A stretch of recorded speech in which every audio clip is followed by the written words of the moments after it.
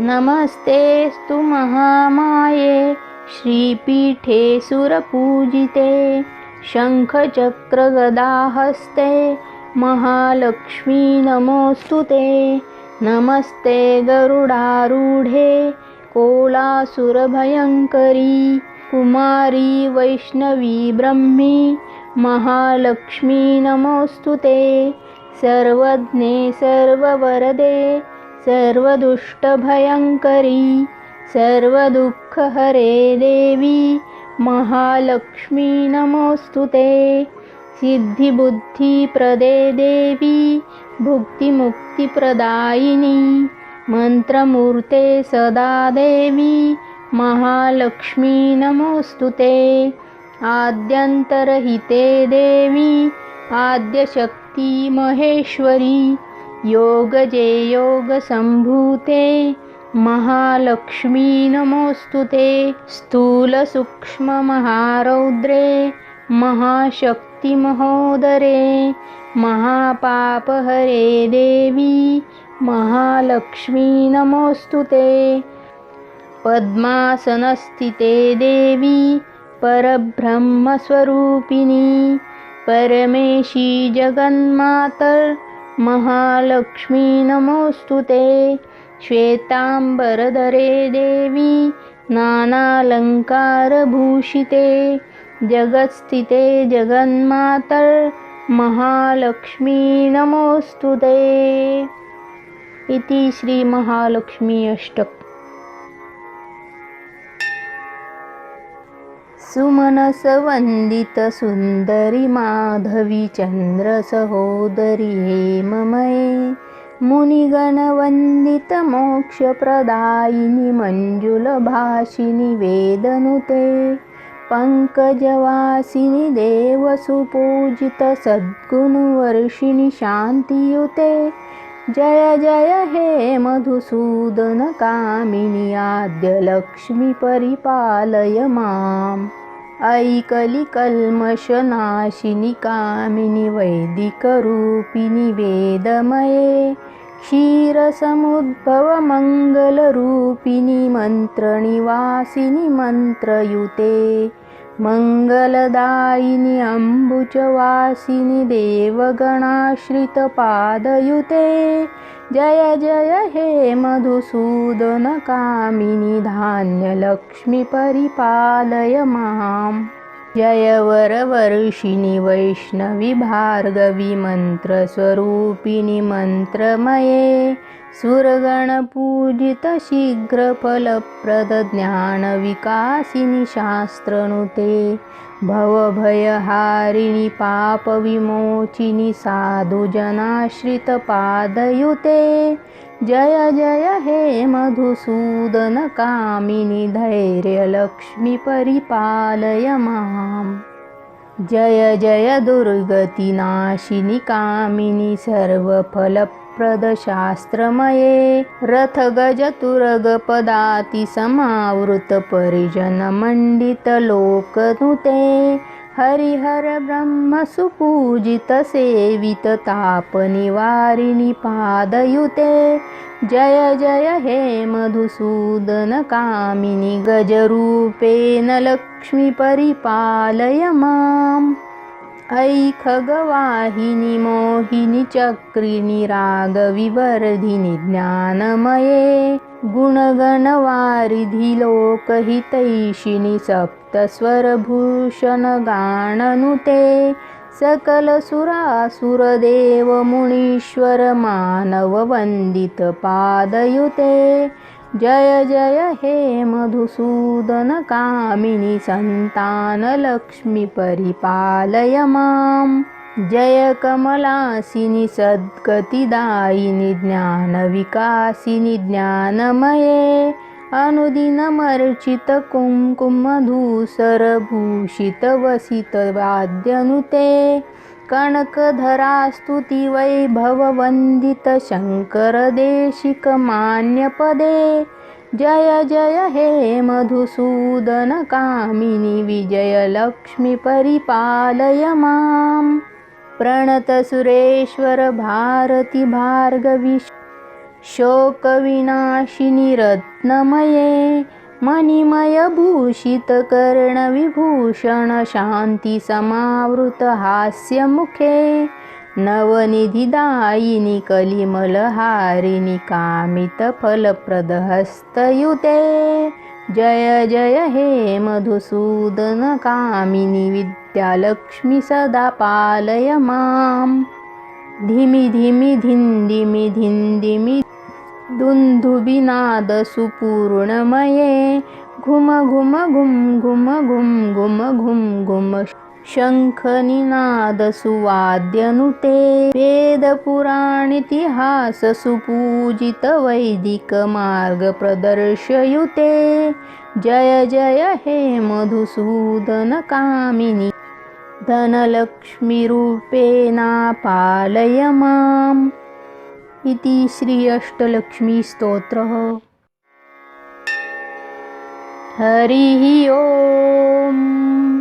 हिरण्यवर्णां हरिणीं सुवर्णरजतस्रजां चन्द्रां हिरण्मयीं लक्ष्मीं जातवेदो म आवह ताम् आवह जातवेदो लक्ष्मीमनपगामिनीं यस्यां हिरण्यं विन्देयं गामश्वं पुरुषानहम् अश्वपूर्वां रथमध्यां हस्तिनादप्रबोधिनीं श्रियं देवीमुपहवये श्रीर्मा देवी जुषतां कां सोऽस्मिता हिरण्यप्राकाराम् आर्द्रां ज्वलन्ती तृप्तां तर्पयन्तीं पद्मे स्थितां पद्मवर्णां तामिहोपहवये श्रियं चन्द्राप्रभासां यशसा ज्वलन्तीं श्रियं लोके देवजुष्टामुदारां तां पद्मिनीं शरणं प्रपद्ये अलक्ष्मीर्मे नश्यतां त्वां ऋणे आदित्यवर्णे तपसोऽधिजातो वनस्पतिस्तव वृक्षोऽथ बिल्वः तस्य फलानि तपसानुदन्तु मायान्तरायाश्च बाह्या अलक्ष्मीः उपैतु मां देवसखः कीर्तिश्च मणिनासः प्रादुर्भूतोऽस्मि राष्ट्रेऽस्मिन् कीर्तिं वृद्धिं ददातु मे क्षुत्पिपासामलां ज्येष्ठाम् अलक्ष्मीं नाशयाम्यहम् अभूतिं समृद्धिं च सर्वानिर्णुत मे गृहात् गन्धद्वारां दुराधर्षां नित्यपुष्टां करीषिणीम् ईश्वरीं सर्वभूतानां तामिहोपहवये श्रियं मनसः काममाकूतिं वाचः सत्यमशीमहि पशूनां रूपमन्नस्य मयि श्रीः शयतां यशः कर्दमेन प्रजाभूता मयि सम्भव कर्दम श्रियं वासय मे कूले मातरं पद्ममालिनीम् आपस्त्रजन्तु स्निग्धानि चिक्ली तव समे गृहे नीचदेवीं मातरं श्रियं वासय मे कुले आर्द्रायकर्णीं यष्टिं सुवर्णां हेममालिनीं सूर्यां हिरण्मयीं लक्ष्मीं जातवेदो म आवह आर्द्रां पुष्करिणीं पुष्टिं पिङ्गलां पद्ममालिनीं चन्द्रां हिरण्मयीं लक्ष्मीं जातवेदो म आवह ताम् आवह जातवेदो लक्ष्मीमणपगामिनीं यस्यां हिरण्यं प्रभूतं गावो दास्योश्वानविन्देयं पुरुषानहम् यः शुचिः प्रयतो भूत्वा जुहुयादाज्यमन्वहं सुक्तं पञ्चदशर्चं च श्रीकामः सततं जपेत् इति श्रीसूक्तम्। अंगं हरेः पुलकभूषणमाश्रयन्ती भृङ्गाङ्गनेव मुकुलाभरणं तमालं अङ्गीकृताखिलविभूतिपरपाङ्गलीला माङ्गल्यदास्तु मम मङ्गलदेवतायाः। मुग्धा मुहुर्विदति वदने मुरारेः प्रेमत्र पापप्रणिहितानि गतागतानि। मालादृशोर्मधुरकरीव महोत्पलेया सा मे श्रियं दिशतु सागरसम्भवायाः। विश्वामरेन्द्रपदविभ्रमदानदक्षम् आनन्दहेतुरधिकं मुरुविद्विषोऽपि ईशन्निषीदतु मयि क्षणार्धम्। इन्दिवदोदरसहोदरमिन्दिरायाः आमीलिताक्षमधिगम्य मुदा मुकुन्दम् आनन्दकन्दमनिमेषमनङ्गतन्त्रम्। आकेकरस्थितकनिपक्षं नेत्रं भूत्यै भवेन्मम भुजङ्गशयनाङ्गनायाः। बाह्यन्तरे मधुजितः श्रितकौस्तुभेया हारावलीव हरिनीलमयी विभाति।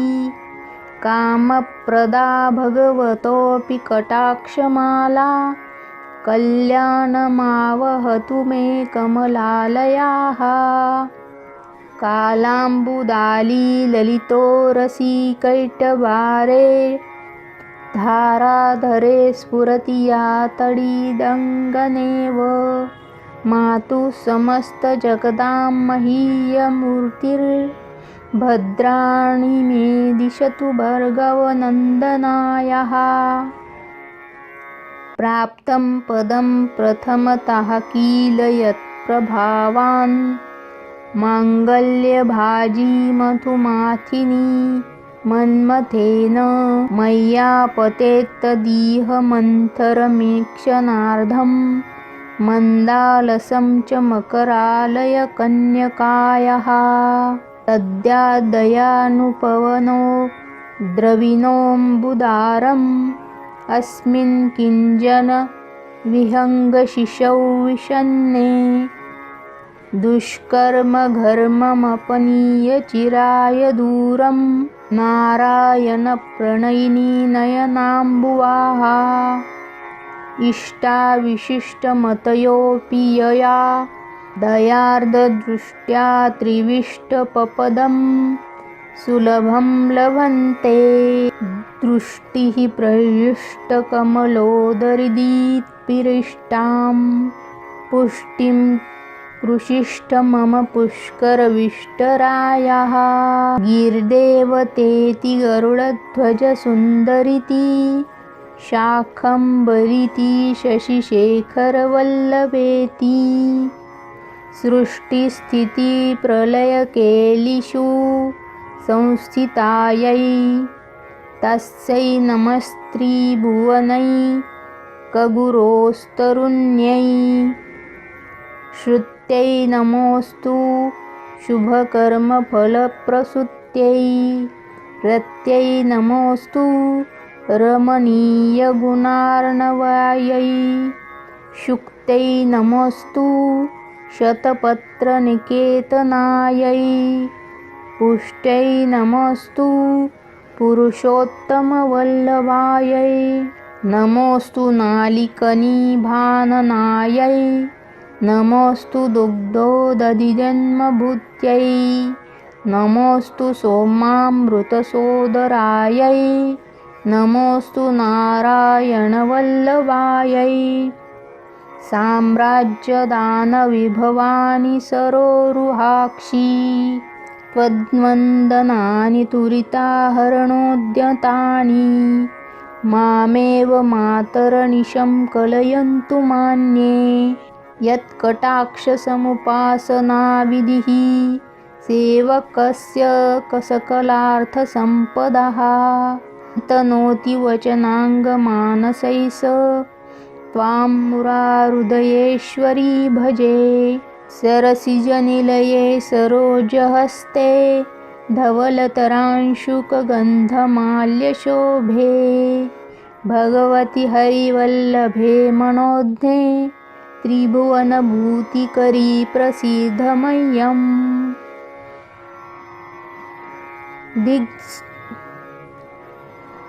दिग्स्थिभिः कनककुम्भमुखावसृष्ट स्वर्वाहिनी विमलचारुजललुप्ताङ्गीं प्रातर्नमामि जगतां जननीमशेष लोकाधिनाथ गृहिणीममृताब्धिपुत्रीम्। कमले कमलाक्षवल्लभे त्वं करुणापुरतरङ्गितैरपाङ्गैः अवलोकय मामकिञ्जनानां स्तुवन्ति ये स्तुतिभिर्मुविभिरमहम्। त्रयीमयीं त्रिभुवनमातरं रमां गुणाधिका गुरुतरभाग्यभागिनो भवन्ति ते भुवि बुधभाविताशयाः।